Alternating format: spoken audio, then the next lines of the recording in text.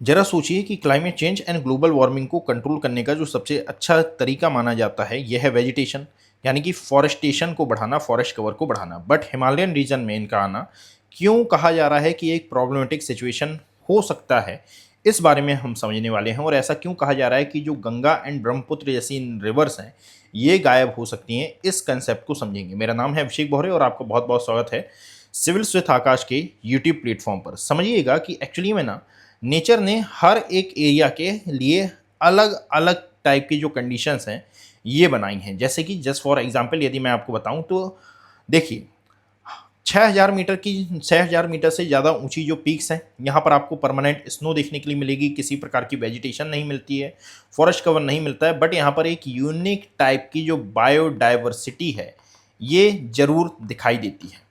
दूसरा आता है कि 4150 यानी कि 4150 मीटर से लेकर 6000 मीटर तक की जो हाइट है ये वो जोन है जहां पर वर्तमान में ये घटना हो रही है। यानी कि यहाँ पर एक्सट्रीमली कोल्ड रीजन आपको देखने के लिए मिलेगा। यहाँ परमानेंट स्नो दिखाई देती थी but due to some reason यहाँ पर वापस से जो ग्रीनरी है ये आ रही है और ये रैपिडली ग्रो भी कर रही है। इसके बारे में हम समझेंगे। 3000 से 4150 मीटर की हाइट वाला जो एरिया है इसको ट्री लाइन में काउंट किया जाता है। यहाँ पर जो ट्रीज हैं ये बेसिकली ग्रो होना बंद कर देते हैं। ये जो रीजन आपको दिखाई दे रहा है इसको मैं 2 मिनट हाईलाइट कर देता हूँ तो आपको ज़्यादा अच्छे समझ में आएगा ये वाला सेक्शन। बात समझे। और इसके नीचे वाला जो एरिया है यहाँ पर तो आपको जनरली वेजिटेशंस दिखाई देती ही हैं। ये जो सेक्शन है, ठीक है, ये येलो कलर से जिसको मैंने डिकोड किया, ये वो सेक्शन है जहाँ पर आपको वेजिटेशन दिखाई देंगी। वो वेजिटेशन, वो फॉरेस्ट कवर जिसको हम जनरली फॉरेस्ट कवर का नाम देते हैं। बात समझ में आई। अब याद रखो कि नेचर में ये जो नेचर है ये नेचर्स लॉ है। इसमें यदि किसी भी प्रकार का चेंज हुआ तो ये हमारे लिए प्रॉब्लमेटिक सिचुएशन क्रिएट कर सकता है। वाई? क्योंकि याद रखो कि ये जो जमी हुई बर्फ है ये हमारे लिए इंपॉर्टेंट है, इसका पिघलना भी हमारे लिए इंपॉर्टेंट है, मेल्ट होना इंपॉर्टेंट है। बट यदि ये नेचुरली हो रहा है तो यदि ह्यूमंस आया, एंथ्रोपोजेनिक फैक्टर से यहाँ पर आए और उन्होंने इस पूरी प्रक्रिया को बहुत ही ज़्यादा इंटेंसिफाई कर दिया तो अति सर्वत्र वर्जते वाली कहानी है कि भाई यहाँ पर इसका जो नेगेटिव इम्पैक्ट है ये देखने के लिए मिलेगा। यानी कि यहाँ पर वेजिटेशन आएंगी तो वेजिटेशन आना बहुत अच्छी बात है। बट याद रखना इंक्रीजिंग ग्रीनरी ये ग्लोबल लेवल पर गुड हो सकती हैं, बट यदि हम लोकल लेवल पर देखें तो और साथ में यदि फ्यूचरिस्टिक इम्पैक्ट हम इसका देखें तो ये बहुत ज़्यादा खराब हो सकता है। क्या मैंने बोला कि तुरंत में हमको लग सकता है कि हाँ यार ये बिल्कुल बहुत अच्छा हो रहा है, ग्रीनरी आ रही है, बट लॉन्ग टर्म इम्पैक्ट इसका अच्छा नहीं होगा। और लॉन्ग टर्म, शॉर्ट टर्म की भी हम बात करते हैं। देखिएगा, एक्चुअली में ये 1993 की इमेज है जिसमें आप देखोगे कि भाई हिमालयन रीजन में बिल्कुल वाइट कलर की स्नो दिखाई देती थी। ये 2021 की इमेज है जिसमें आप देख रहे हो कि ये पूरा पूरा ग्रीनरी आपको दिखाई दे रही है। यानी कि अप्रॉक्सीमेटली 30 सालों में, 30 ईयर, अप्रॉक्सीमेटली 28 टू 30 ईयर्स में इतना चेंजेस आया है। और यहाँ पर याद रखो कि 30% इन वेजिटेशन कवर दिखाई दिया है। किस एरिया में? तो हिंदू कुश रीजन और साथ में जो हिमालयन रीजन है, इस पूरे रीजन में ये पूरी घटना घटित हो रही है। इसके बारे में हम चर्चा करेंगे कि भाई क्यों टेंशन का माहौल बना हुआ है। जैसा कि असल में वर्ल्ड में ग्लोबल वार्मिंग बहुत ज़्यादा तेजी से बढ़ रही है ड्यू टू इंडस्ट्रियलाइजेशन, है ना। और ग्लोबल वार्मिंग का ही एक और इम्पैक्ट है कि भाई क्लाइमेट चेंज बहुत ज़्यादा हो रहा है। एल नीनो, ला नीना, ENSO, ये तमाम प्रकार की जो चीज़ें हैं ये घटित हो रही हैं। याद रखो कि यदि ये और ज़्यादा फास्टर हुआ तो जो ग्लोबल एवरेज टेम्परेचर है ये बढ़ेगा। इसके कारण जो ग्लेशियर हैं ये ज़्यादा तेज़ी से मेल्ट होंगे और वर्तमान में हो भी रहे हैं। वो ग्लेशियर जो कि एक्चुअली में हाई एल्टीट्यूड पर लोकेट हैं। और यहाँ पर एक प्रकार से आप बोल सकते हैं कि कई प्रकार की जो मिस्टीरियस चीज़ें हैं ये आपको देखने के लिए मिलेंगी। मिस्टीरियस चीज़ों के बारे में यदि हम यहाँ पर बात करें तो याद रखना कि पृथ्वी पर ऐसे कई बैक्टीरिया, ऐसे कई वायरसेस हैं जिनसे हम अनजान हैं। एक स्टडी के अकॉर्डिंगली मेल्टिंग ग्लेशियर से लगभग 1700 प्रकार के जो न्यू वायरस हैं, वायरस, ठीक है, ये पैदा हो चुके हैं। यानी कि ये इनसे पहले मानव अनभिज्ञ था और पिघलते हुए ग्लेशियरों से ये पुनर्जीवित हुए हैं कई 100 सालों के पश्चात, है ना। यहाँ पर याद रखो कि जो ग्लेशियर पिघल रहे हैं इसके कारण रिवर्स का जो जल स्तर है ये पहले बढ़ेगा। रिवर्स का जल स्तर बढ़ने के कारण यहाँ पर फ्लड आएगा।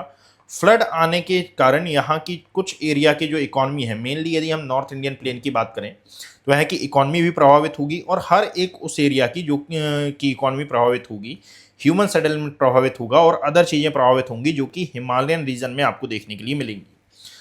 मैं बताना ये चाह रहा हूँ कि असल में ये जो ग्लेशियर हैं, यदि ये पिघलेंगे तो दशकों से यहाँ पर जमे हुए जो बर्फ हैं, दशकों से जमी हुई यहाँ पर जो बर्फ है, ठीक है, वहाँ से ओरिजिनेट होने वाली जो रिवर्स हैं, वहाँ से निकलने वाला जो पानी है, यह भी प्रभावित होगा।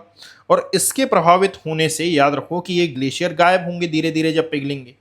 अब ग्लेशियर गायब होंगे तो इसके नीचे जो रॉक है ये बाहर आएगी। रॉक में वेदरिंग की कंडीशन, इरोजन होगा और साथ में जो डेन्यूडेशन है ये होगा। इसके कारण सॉइल फॉर्मेशन होगा और सॉइल में होता है मॉइस्चर, यानी कि ये जो नमी है इसको अपने अंदर धारण करके रखती है और यही जिम्मेदार होगे जो नए वेजिटेशन है, जो नए जर्मिनेशन है, इसको जन्म देने के लिए। Over the period of time आप देखोगे कि यहाँ पर धीरे धीरे ये शर्ब्स या फिर जो अल्पाइन श्रब्स हैं ये आना चालू हुए हैं। ये अल्पाइन श्रब्स होते क्या हैं, इन सिंपल वर्ड्स यदि हम बात करें तो याद रखो कि कहीं पर भी यदि सक्सेशन की प्रोसेस हो रही है तो सक्सेशन की प्रोसेस में सबसे पहले जो चीज़ आपको दिखाई देती है श्रब्स ही दिखाई देते हैं, बिकॉज कि ये बहुत कम पानी में जीवित रह सकते हैं। इनकी जो जड़ें हैं ये बहुत ज़्यादा यानी कठोर जड़ें होती हैं। इनकी कठोर जड़ों के कारण इनको नष्ट करना थोड़ा सा आसान होता है। कुल मिला के ये सर्वाइवल ऑफ फिटेस्ट की जो थ्योरी है इसको बहुत अच्छे से फुलफिल कर पाते हैं। जब इन्हीं की नेक्स्ट जनरेशन आप देखोगे तो ये आपको मॉशेस के फॉर्म में देखने के लिए मिलेगी। What is the meaning of मॉशेस, मतलब कि जैसे काई होता है ना, काई जैसे नमी सोखने वाले जो स्पंज होते हैं ये चट्टानों को ढकते हैं। कई बार आपने अपने यानी गाँव में यदि आपने विजिट किया हो तो गाँव के बाथरूम में ये आपको अक्सर देखने के लिए मिलेंगे। ये काई इनको कहा जाता है, लोग इसमें स्लिप हो जाते हैं तो वो उसको कहा जाता है मॉशेस, है ना, साइंस की लैंग्वेज में। और जब यही आगे चलकर ग्रो करते हैं, क्या हुआ, श्रब से मॉशेस बना, मॉशेस से फिर यहाँ पर जो हार्डी घास हैं यानी कि जो बहुत ज़्यादा कठोर घास हैं ये आपको देखने के लिए मिली। तेज ठंडी हवा और साथ में कम ऑक्सीजन में भी ये तेजी से फैलने वाली घास होती हैं और इसी को कहा जाता है कि ये प्राइमरी सक्सेशन की यहाँ पर शुरुआत हो जाएगी। दैट मीन्स कि धीरे धीरे यहाँ पर सूक्ष्म वनस्पतियों से जो वनस्पतियाँ आएंगी। अब इनके बाद आप देखोगे कि वो एरिया आपको कुछ इस प्रकार से ग्रीनरी से भरा हुआ दिखाई देने लगा है, वही इस सैटेलाइट इमेज में बताया गया है। अच्छा, क्या ये चरण एक बार में हो जाएगा या फिर यदि मान लो यहाँ पर जो हिस्टोरिकल सिस्टम हम देख रहे थे, मतलब कि ग्लेशियर हम देख रहे थे और न्यू सिस्टम यदि हमको वेजिटेशन के फॉर्म में देखने के लिए मिल रहा है तो इसका क्या इस फंडामेंटल शिफ्ट का क्या इम्पैक्ट होगा, इसके बारे में भी देखना।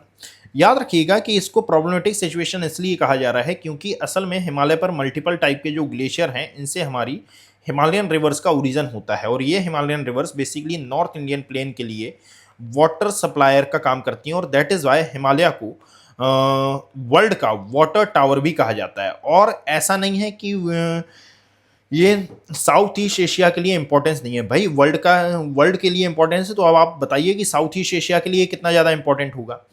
पूरे नॉर्थ इंडियन प्लेन के साथ साथ साउथ ईस्ट एशिया को ये पानी देने का काम करती हैं। याद रखिए, और सबसे बड़ी बात कि जिन प्रॉब्लम्स के बारे में आज हम डिस्कस कर रहे हैं, that means global warming and climate change, इनको कंट्रोल करने के लिए ज़्यादा जरूरी है क्या, वेजिटेशन का होना। बट ये वेजिटेशन गलत जगह पर उग रही है। क्यों? क्योंकि असल में ये जो एरिया है ये पूरा पूरा स्नो कवर्ड एरिया है, इसकी सरफेस वाइट है और ये वाइट चिकनी सरफेस की टेंडेंसी ये होती है कि ये सूर्य से आने वाले प्रकाश को रिफ्लेक्ट कर देती है, परावर्तित कर देती है, जिसके कारण पृथ्वी पर पहुंचने वाली जो हीट है ये कम हो जाती है, हीट एब्जॉर्प्शन इससे कम होता है। बट यदि मान लीजिए न्यू सिस्टम आपको यहाँ पर देखने के लिए मिला तो इसके कारण हीट एब्जॉर्प्शन बढ़ सकता है क्योंकि ग्रीनरीज और ये जो चट्टानें होती हैं ये हीट को एब्जॉर्ब करने का काम करती हैं। दूसरी बात है वाटर स्टोरेज, यानी कि यहाँ पर जो पिघलती हुई बर्फ़ है ये हमारे लिए वाटर सप्लायर का काम करती है।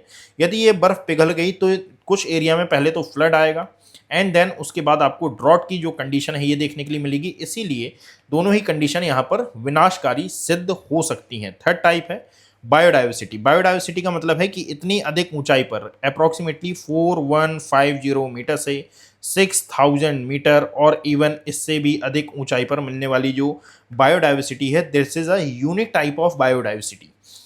It's a very very very unique type of biodiversity. इसमें आपने स्नो लेवर्ट का नाम तो सुना ही होगा।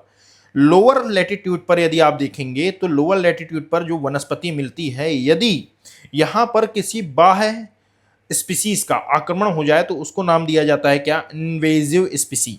तो इसको कहा जा रहा है कि भाई जो हाई एल्टीट्यूड पर मिलने वाली वनस्पतियां हैं, हाई एल्टीट्यूड पर मिलने वाली जो बायोडाइवर्सिटी है, यदि वहां पर बर्फ पिघली और वहां पर वेजिटेशन आने लगी तो ये धीरे धीरे शिफ्ट कर जाएंगी कहां पर, इन लोअर एरिया की ओर, यानी कि न्यू सिस्टम की ओर, जिसके कारण हो सकता है कि ये लोकल सिस्टम को, जो कि पहले से नॉर्थ इंडियन प्लेन और साथ में जो हिमालय का फुटहिल वाला एरिया है उस एरिया में चल रहा है, उसको प्रभावित कर दी। बात समझ में आया? यानी कि बायोडाइवर्सिटी हो, वाटर स्टोरेज हो, या फिर चाहे वो एक प्रकार से अर्थ का टेम्परेचर हो, इसके लिए सभी के लिए ये रिस्पॉन्सिबल है। दैट मीन्स हिमालय पर ये जो वेजिटेशंस हैं इनका आना ये प्रॉफिटेबल नहीं है, इवन ये नकारात्मक प्रभाव ही डालेगा। याद रखना कि ये किस प्रकार से प्रभावित करता है, यानी कि एल्बिडो किस प्रकार से बढ़ाता है, ये तमाम प्रकार की चीज़ें यहाँ पर दी गई हैं। और वेजिटेशन आ जाएंगे तो क्या होगा, ये मैंने यहाँ पर डिस्कस किया है। हिमालयन रीजन में किस प्रकार के जो जीव जंतु हैं ये रहते हैं और इनकी क्या क्या नेचर है, यहाँ पर मैंने डिस्कस किया है। साथ में हिमालयन रीजन में अप्रॉक्सीमेटली 14,000 के आसपास आप देखोगे कि ग्लेशियर हैं, और ये जो ग्लेशियर हैं है ना, ये एक्चुअली में नॉर्थ इंडियन प्लेन, हमारा नॉर्थ इंडियन प्लेन, इवन पूरा पूरा जो एशिया महाद्वीप वाला एरिया है, ठीक है, यहाँ पर वाटर सप्लायर का काम करते हैं। इतनी बातें यहाँ पर कही गई हैं। और 1.4 बिलियन पीपल्स, एशिया के 1.4 बिलियन पीपल्स का ये पेट भरते हैं। पेट भरने का मतलब कि एग्रीकल्चर के लिए भी ये इसेंशियल हैं। और यदि ये हुआ तो याद रखो कि कई एरिया में आपको ड्रॉट की कंडीशन, कई एरिया में आपको फ्लड की कंडीशन देखने के लिए मिलेगी, रैपिड मेल्ट होने से due to vegetation and albedo effect. Snow melt very fast in spring causing flash flood. Summer drought यानी कि गर्मियों के समय बहुत ज़्यादा गर्मी पड़ेगी। इसका प्रत्यक्ष एग्जाम्पल ये है कि अप्रैल 2026 इतना ज़्यादा गर्म मैंने तो अभी तक नहीं देखा था कि भाई अप्रैल में ही 42 डिग्री सेल्सियस के आसपास टेम्परेचर आपको देखने के लिए मिल रहा है। It is a very very very very very huge temperature. So आगे आइए। The store of snow that melts slowly through down the year runs out, causing river levels of drop dangerously low during critical dry month। ठीक है, बात समझ में आया? Now ये वो एरिया है जहां पर आपको सेम प्रोसेस दिखाई दे रही है, जैसी हिमालयन रीजन में दिखाई दे रही है वैसी ही आपको वर्ल्ड के अलग अलग एरिया में देखने के लिए मिल रही है। यदि आपको ये पीडीएफ डाउनलोड करनी हो तो आप इस पीडीएफ को डाउनलोड कर लेना। दो जगह हैं आपके पास, एक तो है civils with Aakash our telegram handle, and the second one is आप इसको डाउनलोड कर सकते हैं Abhishek Kumar geography, it's my telegram handle. साथ ही साथ याद रखिएगा कि हमारे यहाँ यानी कि सिविल्स विथ आकाश पर यूपीएससी और स्टेट पीसीएस को टारगेट करते हुए जो बैचेस हैं ये स्टार्ट हो चुके हैं। यदि आपको किसी भी प्रकार का कोई भी डाउट, किसी भी प्रकार की कोई भी क्वेरी है और आप हमारे बैचेस के साथ जुड़ना चाहते हैं तो नीचे डिस्क्रिप्शन बॉक्स में जो लिंक दिया हुआ है आप वहाँ पर क्लिक करके और वहाँ पर दिया हुआ जो नंबर है यहाँ पर कांटेक्ट करके बैचेस की तमाम प्रकार की जो जानकारी है ये प्राप्त कर सकते हैं। साथ में मिलते हैं किसी अदर इंफॉर्मेटिव वीडियो के साथ। Thank you.